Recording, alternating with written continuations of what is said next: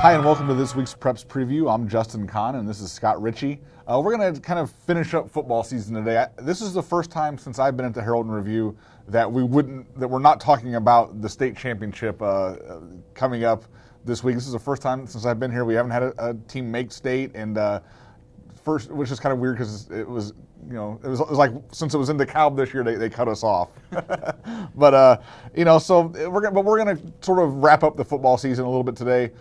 We'll be talking a lot of basketball on videos over the course of the week. We'll be at the turkey tournament, every day in Decatur, and we'll be obviously talking a lot of basketball from here on out. But we want to finish up football today. The first thing we're going to talk about is this the most memorable thing that we saw or that we thought about this season. Scott, for you, what was the most memorable thing about this season? The thing that really stood out for me, I think it was week 5 when St. Teresa played Shelbyville. I feel like that was really when Christian Williams kind of had his coming out party. I mean, he had played pretty well up until that game, but against Shelbyville he had more than 300 yards of total offense. Threw the ball really well. I mean, he had over 200 yards on I think 5 or 7 completions. So I mean, he was just chucking it downfield and accurately. Ran the ball well, scored 5 touchdowns.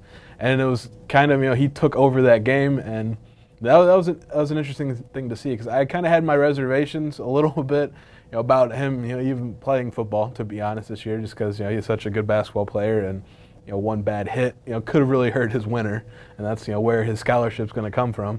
But I didn't question him as a football player because he played well. As a sophomore, I thought St. Teresa could have used him even more that year, but the offense really kind of ran through him this year, and he did a really fantastic job, kind of directing things. He has a good arm. Obviously, he's very athletic. When he got around the corner, there weren't a lot of teams that were able to catch him or bring him down. But I think really that Shelbyville game was when he kind of put his stamp on the season. It's like, this is going to be the way St. Teresa football works, and that's really what he did through the rest of the season. For me, this season, the one thing I'll remember a lot about this season is just the weather, because it was. I remember the early in the season, I think I was at the hottest game I've ever been at, and it was the Cerro Gordo Winslow game that was played in Cuba, and then I think the coldest game I've ever covered was the Maroa Forsyth Downs Tri-Valley game.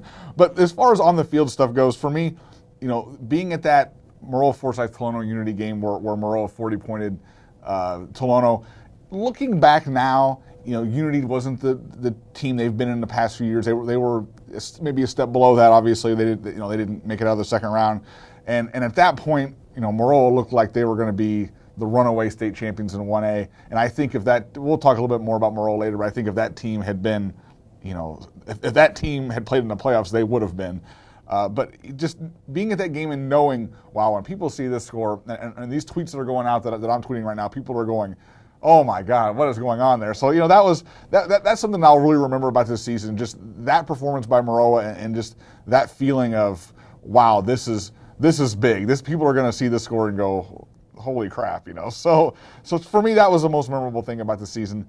I guess there were some surprises this season too. I think that for me, the biggest surprise of the season was St. Teresa. I know, I don't remember before the season, you and Aaron were a little higher on them than I was. I had seen them last year and just thought they just struggled to move the ball. And I thought, even with Christian at quarterback, I thought, boy, they're going to be able to block for him and make anything happen. And their offensive line just really stepped up this year. They were, maybe one of the more improved units in the area. I remember seeing them, against A&M where they were just, clocking off 10 yards a carry. And they really just did a nice job of stepping up as seniors and leading that team. Chris Isom really ran hard. He'd had a lot of issues last year with injuries and concussions, and he came back this year and didn't lose a bit of that toughness. And so for me, they were, they're the team that really made me eat crow. I mean, I think I ended up predicting them as a 4-win team, but when I first sat down to do my predictions, I think I had them at 2 wins. So you guys kind of talked me into 4, and then they ended up winning, I think, 6 games. Yeah. So, and real quick on the other side, I thought A&M would be a lot better than they were. I know they had a lot of injuries and the coaching changed, but boy, I thought they would be a playoff team, and by the end of the year, they just couldn't stop anybody on defense. So that was a team for me that was the biggest surprise in the other direction. What about you, Scott? For team-wise, who was your biggest surprise? Well, I mean, I'll just kind of go along with what you said for A&M. They were the bad surprise, of the season. I just never envisioned a 1-8, year for them, and you're right. It kind of just got worse as the weeks, ticked off. At the other end, I mean, didn't win many more games than A&M, but from Meridian to win 2 games, and Scott Davis's first year, I mean, I think that's a huge step for them because they hadn't won in 30-some straight. And I didn't know what to expect from them with new coach and a coach like Coach Davis, who expects a lot out of his players, and they you also talk about incredulous tweets. I mean, when they were putting all those points on Clinton to win their first game, I mean 53-0, I couldn't believe it was happening. I mean, it's just the scores as they kept coming in. I was like, what is going on? And then they beat A&M in another kind of big win, and they also lost a game I thought they could win against Warrensburg, who was also better than expected. But I think they were the big surprise, and I think it's a good stepping stone for the Hawks under Scott Davis, just to see what they'll be able to do with a coach like him that's going to push them pretty hard. Player-wise, for me, the biggest surprise, and there were a couple of guys. I know Jared Pilson had been really good last year, and his numbers this year were just gaudy. But for me, it was Devin Ingram. I thought he could have a nice year running the ball. I thought MacArthur could have a pretty good offense, but the strides he made as a passer were pretty startling. I mean, you look at I wrote down, and even as I looked at him last year, I couldn't believe how bad his numbers were last year. He was 42 of 134 passing. So I mean, that's struggling. This year he threw over 50%. He was 87 of 155. He threw 13 touchdowns this year, only 2 interceptions. Last year it was 4 touchdowns and 7 interceptions. And I mean, just the confidence that he threw with, and that's just a testament to hard work right there, because he took what was just a weakness. I mean, and he didn't just turn it into something where, we can live with him passing the ball. By the end of the season, they were at their best when he passed the ball. So, that was something that really I did not expect out of this season, and it was a pleasant surprise for the Generals for sure. And he just looked a lot more comfortable running in MacArthur's offense. And I mean, granted that was his, third season, not 3 full seasons, but third season, with the offense. But this year he just looked a lot better, in the pocket, and we all know how good he is, on his feet. But it was, I mean, he made some passes that a year ago, he would not have made. For me though, I guess Christian Williams was kind of the surprise, because I didn't know what to expect from him. He was a wide receiver as a sophomore, a quarterback this year, and it was a pleasant surprise. I mean, I guess I shouldn't have been surprised. He's a great athlete, and I guess throwing the ball, with him as well, I just didn't know what to expect, and he's got a good arm. I mean, he threw some lasers out there. Yeah, he really does. Seeing that, I was skeptical about how he would throw it, and watching him throw it, yeah, he definitely was a legitimate quarterback. We also want to talk a little bit about Maroa. Like I mentioned before, they were a team that through, I would say, the first 8 weeks of the season just looked unbeatable, and it's probably as good as I've seen. The games I saw them against Tolono Unity and Argenta were about as good as I've seen a high school football team play. I know the Argenta game got a little ugly, but just as far as just pure execution, I mean, it just didn't seem like they could do any wrong. They had Jack Hockaday got injured in week 8 against Central A&M, and then just seemed like from then on, and Jack did come back after the week 9 game. He came back, but the injury never quite healed, and it just seemed like, for whatever reason, and we can talk about some of those reasons, but for whatever reason, they just weren't the same team in the playoffs, and ended up losing in the semis to Downs Tri-Valley. A really good team, but a team that I really strongly believe that if Maroa's clicking on all cylinders like they had been through the first 7-8 weeks, they beat handily. So it's just that was maybe they peaked a little early. I don't know what the answer is really there. Yeah, and I mean, talk about beating teams handily. They steamrolled teams for 8 weeks, and really even week 9 with Josh Ratz at quarterback, against Warrensburg, he did the same thing. The Hockaday did, just ran the ball really well. I think that's what was missing in the playoffs.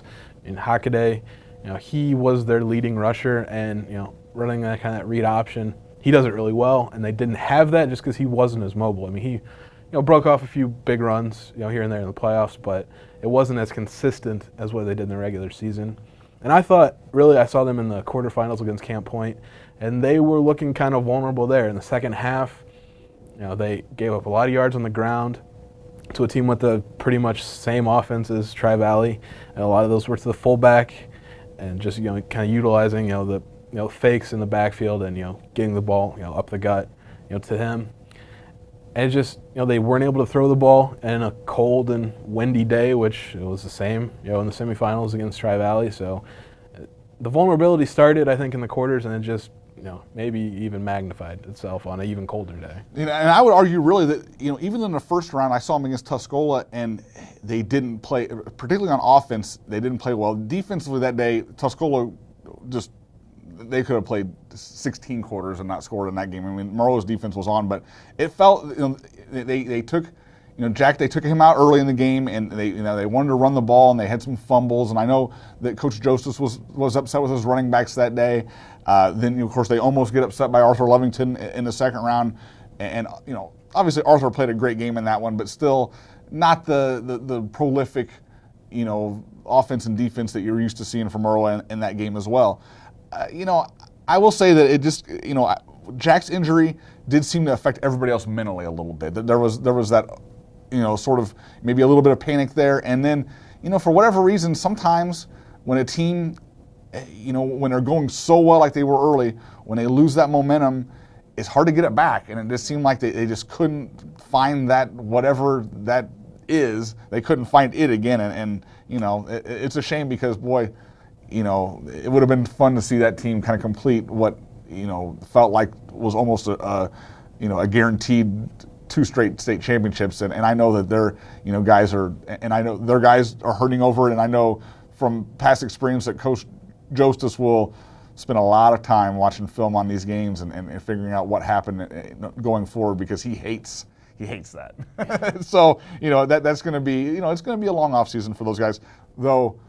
They're going to be good again. They lose a lot of seniors, but they have Hockaday back, so some promising younger players as well. And anybody looking for this is it for Maroa, that's not the way things are. It's going to be a while before Maroa is not a contender for conference titles and state championships. We want to talk a little bit about just maybe throwing out a team to watch next year. I think Maroa will be good, but for me, a team to watch, especially with Maroa and Monticello and Tolono moving out of, or being the only teams left in the OCA in the Central Illinois Conference starting up next year. I think Tuscola, it was funny because they did not play well against Maroa in that first round playoff game, but they're still, that group really outperformed what I thought they would this year. And going forward, they have Nick Bates, who I'm pretty impressed with. He'll be a junior at quarterback next year in his third year starting. They also have a couple other guys in Cole Evans and Clayton Turner. Just a lot of good young talent, a group that's rededicated themselves in the weight room. And I think that, kind of taking away some of the heavy hitters in the conference, they're going to be a force. I think them and St. Teresa really will probably be the favorites going into that conference next year. And I was at Tuscola's senior night, and it was probably the shortest senior night I've ever been because there's only 5 or 6 of them. So they bring a lot of that team back, even with as short a roster as they typically have, 30-some kids. Most of them are going to play next year. So it should be interesting, like I said. And they for a time were a heavy hitter in the OCA. So yeah. I think they're just going to go back to that status in the CIC. For me, I made a safe pick and kind of an out on the limb, risky pick. My safe pick next year, team to watch is Robinson. They got a home playoff game this year, won it against Anna Jonesboro, and made it to the second round against a Greenville team that puts up an awful lot of points. They scored 71, I think, against Mount Carmel. But they bring back almost all of their backfield. They'll have to find a replacement at fullback for Nick Birdie, but Jason Richard will be back, and he set a single-season rushing record for the Maroons. Joe Smith is back. He also got a ton of carries. Bucky Stevens is back. It'll be his third year starting at quarterback. So I think you'll have a chance to be pretty good again under Tim Nolan. Out on the limb pick, Sangamon Valley. We kind of talked about them in the preseason as maybe going to take their lumps this year, but young team. They have a shot to be good next year, the year after, and I think even though they went 0-9 this year, They bring a lot of players back. They get out of the Sangamo, which was just unusually tough. Yeah. This season. Always a tough conference, but I think maybe even a little bit tougher this year with so many teams in the playoffs. And they go to the Little Oka, where it's not going to be a cakewalk, but they're going to play teams a little more their size, a little more at least skill level, roster size.